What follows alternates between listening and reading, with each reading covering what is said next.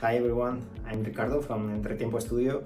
We did the design for the museography, the digital exhibition. The challenge was very interesting because we tried to move the physical experience to the digital space.